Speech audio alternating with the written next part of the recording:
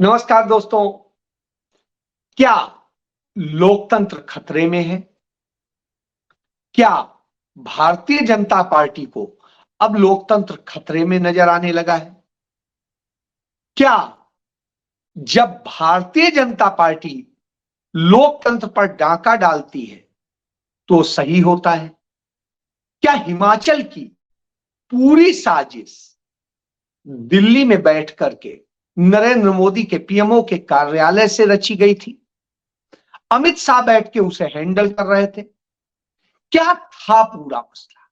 और क्या चंडीगढ़ की साजिश रचने वाले ही हिमाचल की साजिश में शामिल है?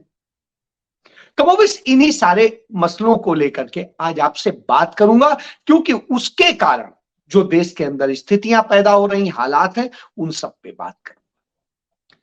आज एक अच्छी खबर है कि कांग्रेस पार्टी ने पहली बार इतनी तीव्र गति से कार्रवाई की है और हिमाचल में अपने वो 6 विधायक जो भारतीय जनता पार्टी के पिच पर खेल रहे थे, उनके मुताबिक खेल रहे थे या उनके मोहरे थे, उनको निकाल बाहर किया है। कुलदीप पठानिया जो विधानसभा अध्यक्ष हैं हिमाचल प्रदेश के, उन्होंने दल बदल कानून के तहत, कानून के नियमों के तहत उनका पालन करते हुए इन 6 विधायकों को निकाल बाहर किया। इनमें एक राजेंद्र राणा है। वो राजेंद्र राणा जो पहले भारतीय जनता पार्टी में होते थे 2014 तक, और 2014 के वक्त में वो, उसके पहले तक वो मीडिया एडवाइजर होते थे तत्कालीन मुख्यमंत्री यानी अनुराग ठाकुर के पिता धूमल के। और उसके बाद में वो आ गए कांग्रेस में, और कांग्रेस में उस समय वीरभद्र सिंह की चलती थी। वीरभद्र सिंह ने उन्हें पहली बार जिंदगी में कांग्रेस के टिकट पर वो एमएलए बन सके, नहीं तो उसके पहले वो कभी एमएलए नहीं बने थे। बहरहाल आज तक का मिलाकर के वो 3 बार एमएलए बने। उनकी मंशा थी कि उन्हें कैबिनेट मंत्री बनाया जाए, क्योंकि वो लाइजन में बहुत माहिर है। तो सुक्खू ने कहा मुझे लाइजनर्स की जरूरत नहीं है, इसलिए आप काम कीजिए, आप सेवा करने के लिए आए हैं, आप सेवा कीजिए। सवाल यही उठता है कि राजनीति सेवा के लिए है या सिर्फ पद पाने के लिए? यदि सेवा के लिए तो कीजिए सेवा, सारे काम जो होने चाहिए वो हो रहे हैं। इसके बाद में एक दूसरे हैं सुधीर शर्मा। सुधीर शर्मा की स्थिति यह है कि ये भी वीरभद्र सिंह के बहुत खास थे, और इन्हें वीरभद्र सिंह ने अपनी सरकार में नगर विकास मंत्री बनाया था, यानी शहरी विकास मंत्री। और इन्होंने शहरी विकास मंत्री रहते हुए तमाम तरह की चीजें करी, जिसको लेके तमाम सवाल भी थे। लेकिन इसी कारण जब मोदी सरकार के समय में ये लगा कि कहीं गड़बड़ हो सकती है, तो इन्होंने चुनाव लड़ने से मना कर दिया था। और मुलायम जो नरेंद्र मोदी सरकार जो है, उस सरकार में उनके जो विधायक थे बीजेपी के, वो वहां पर बड़ी भारी जीत दर्ज करा गए थे। इसके बाद ये इन्होंने जब इस बार देखा कि अच्छी जीत होने की संभावना है, तो ये फिर आ गए और फिर इन्होंने लड़ा। बहरहाल इसके बाद में एक है जो है लखनपाल। ये लखनपाल है, इंदर लखनपाल, दत्त लखनपाल। ये सेवा दल में हुआ करते, ये भी 3 बार के एमएलए, और ये चाहते थे कि इन्हें कैबिनेट मंत्री बनाया जाए। ये पिछली सरकार में जो है वो मुख्य संसदीय सचिव हुआ करते थे, और इनको ये था कि इन्हें अब कैबिनेट मिनिस्टर बनाया जाए। कांग्रेस का कहना था कि आप क्षेत्र में काम कीजिए, आपके क्षेत्र में काम करने की बहुत गुंजाइश है, और जो काम होने हैं आपके सारे काम होंगे, लेकिन आप मेहनत कीजिए पहले, उसके बाद में बात करेंगे, और जब एक्सटेंशन होगा तब विचार किया जाएगा। अभी तक वहां पर एक्सटेंशन नहीं हुआ है, पहली बात तो ये जान लीजिए। तो यानी अभी संभावनाएं सबके लिए थी। बहरहाल इन्हें जल्दी थी, ये राजेंद्र राणा के संपर्क में थे, तो वो है। इसके बाद में एक रवि ठाकुर है। रवि ठाकुर जब कांग्रेस की केंद्र में सरकार होती थी तो कांग्रेस पार्टी ने वीरभद्र सिंह के कहने पर इन्हें अनुसूचित जाति जनजाति आयोग का उपाध्यक्ष कम अध्यक्ष का चार्ज दे रखा था और ऐसी स्थिति में कैबिनेट मिनिस्टर केंद्र सरकार के रैंक पे रहे। इतना सब कुछ इन्हें कांग्रेस ने दिया। अभी भी एमएलए, तो साहब चाहते थे कि इनको कैबिनेट मंत्री बनाया जाए। इनको कहा गया था रुकिए, अभी जब एक्सटेंशन होगा तब आप पर विचार करेंगे। तो यह स्थिति है और ये लगातार इस तरीके से दबाव बना रहे थे, तो इनकी ये स्थिति है। इसके बाद में एक है चैतन्य शर्मा।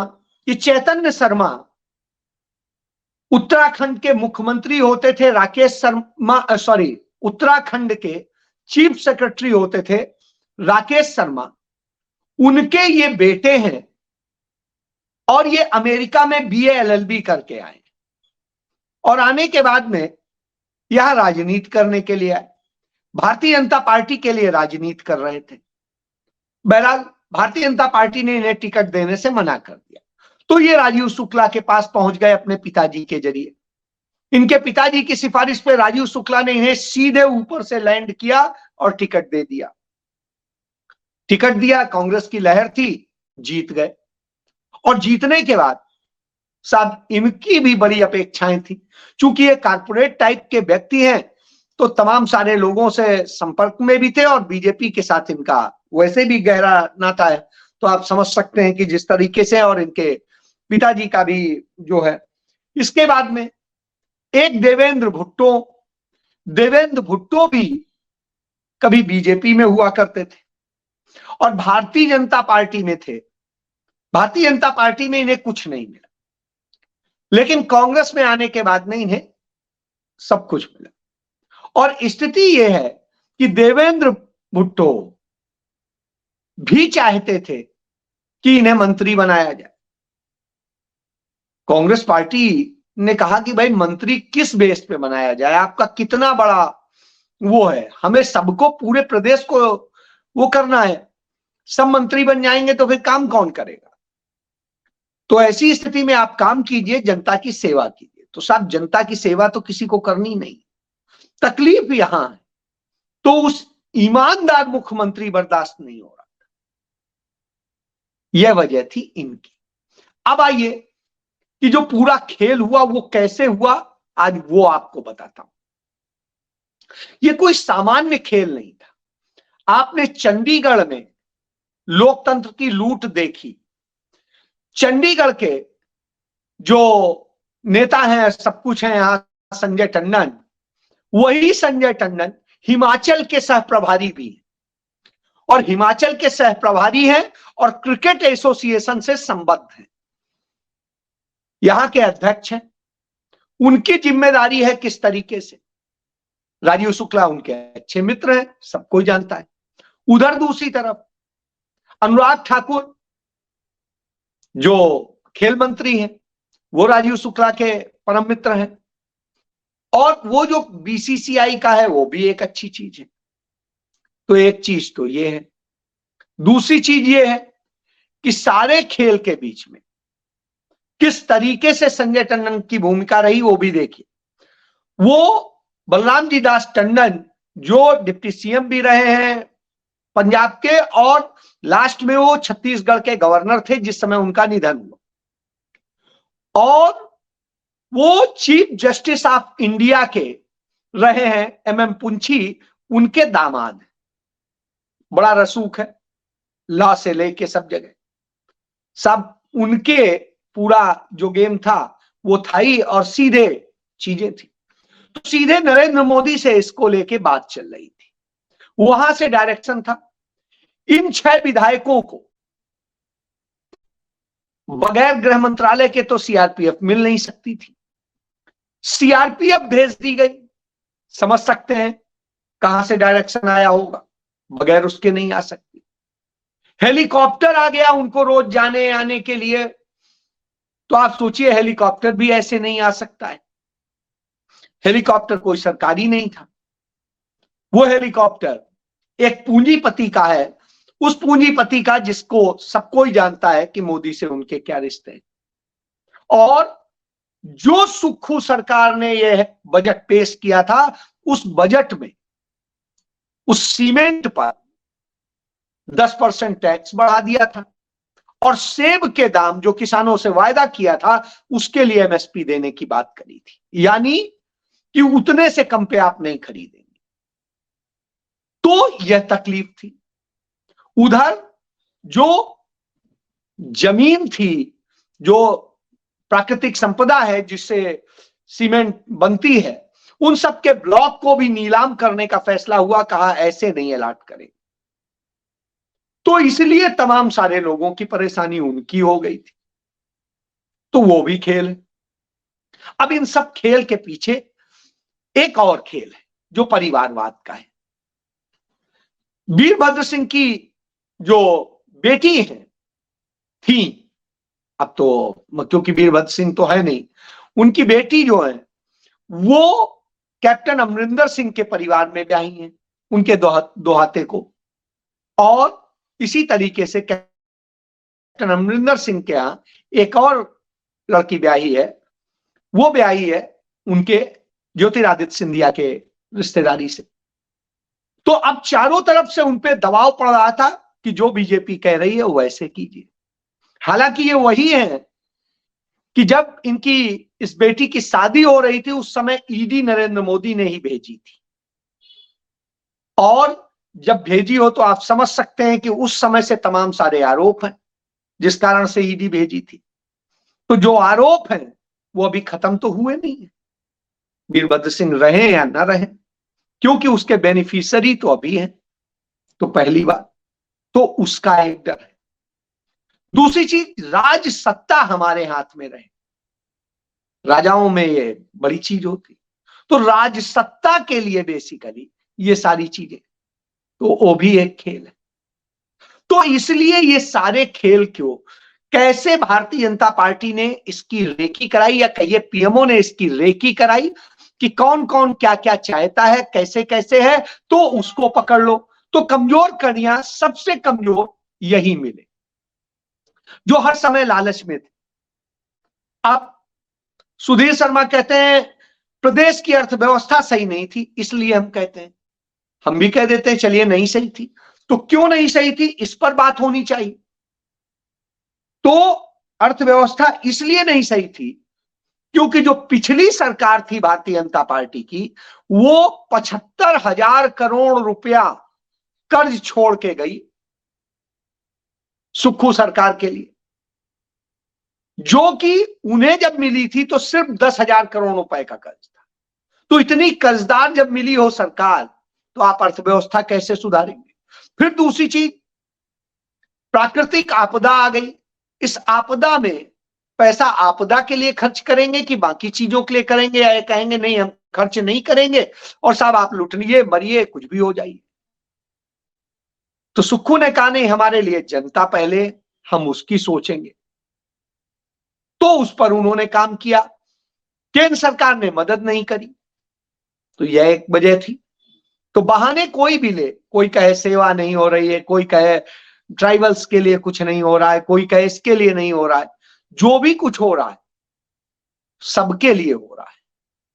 तो इसलिए यह नहीं कहा जा सकता है। बहरहाल इन सब के बाद में जब स्थितियों पे गौर करेंगे तो आपको पता चलेगा कि किस तरीके से सारी सत्ता को ग्रैब करने की पूरी कोशिश थी भारतीय जनता पार्टी की, लेकिन टाइमली पता चल गया। और टाइमली पता चल गया, लेकिन नुकसान एक हो गया कि जो इन लोगों पे से चर्चा होने के बाद में यह लगा था कि शायद अब समस्या टल गई, वो टली नहीं थी।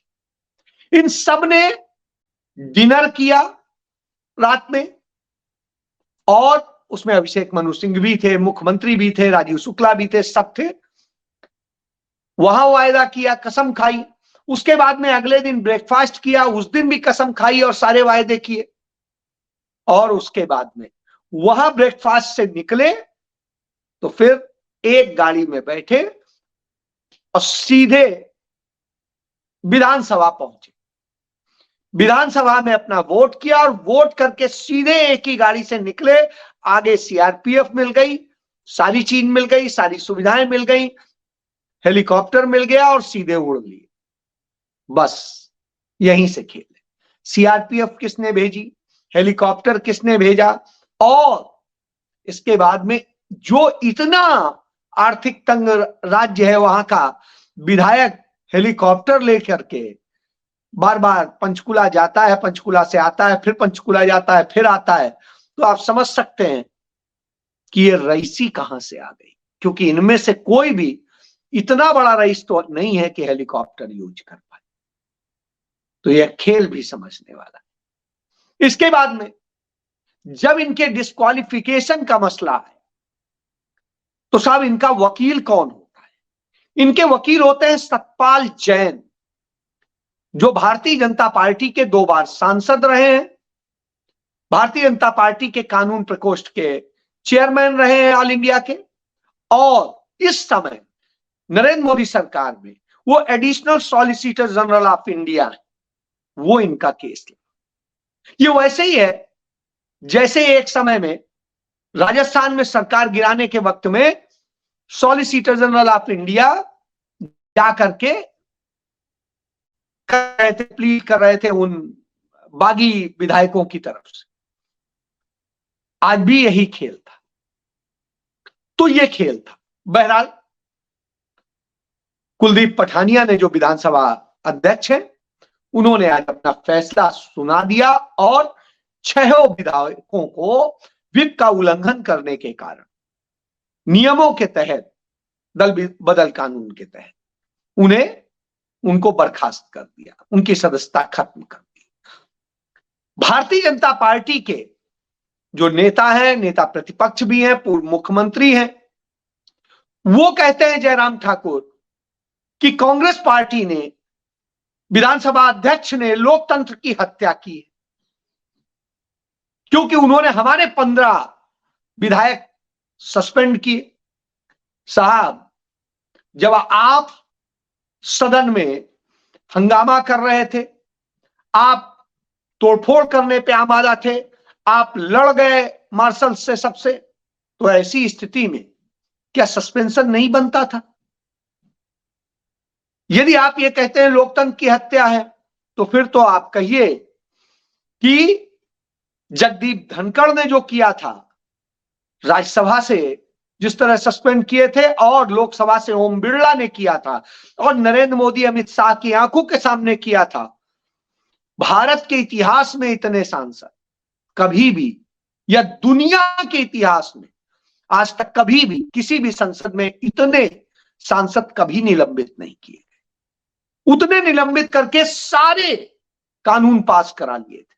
और अब आपको दिख रहा है कि ये, जब आप ये बातें करते हैं कि सब कुछ कानून व्यवस्था फेल हो गई है, ये हो गया है, वो हो गया है, तो साहब एक सवाल आता है, मणिपुर में क्या हो रहा है?